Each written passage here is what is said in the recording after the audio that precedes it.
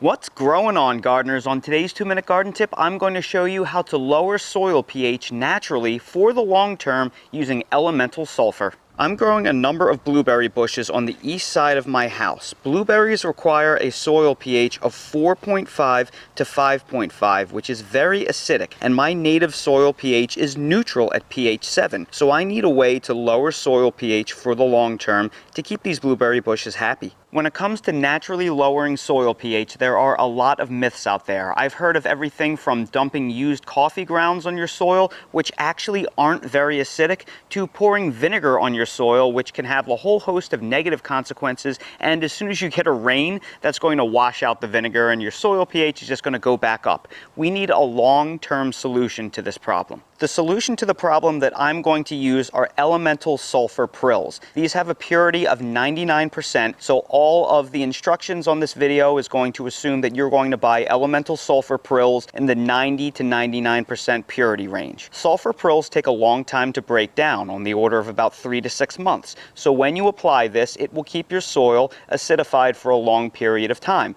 I apply these twice a year with good results. This is how I'm going to use them. But before I show you how to use them, I suggest you do two things. First, get a soil pH test so you know where your soil stands, because once you put this stuff into your soil, it's going to be there for a long period of time. Second, if you want to use a purified natural product like I'm using, I will link to that exact item down in the video description for your convenience. Applications of pure elemental sulfur is 1 to 1.5 pounds per 100 square feet to lower soil pH by 1 point. Because I'm applying this to individual plants, I'm assuming that each plant requires 4 square feet of acidification. I'm going to assume the low end concentration of 1 pound per 100 square feet to be conservative, because you can always add more sulfur, but you can't remove what you put in. That means each 4 square foot plant needs 1/25 of a pound, or 18 grams. Because I'm trying to reduce my soil pH from 7 to 5, I need to double that for 36 grams total. So each blueberry bush will require 36 grams of sulfur evenly spread around the root area. And now we need to figure out exactly how much that is. So I'm going to use this 1 tablespoon measure right here.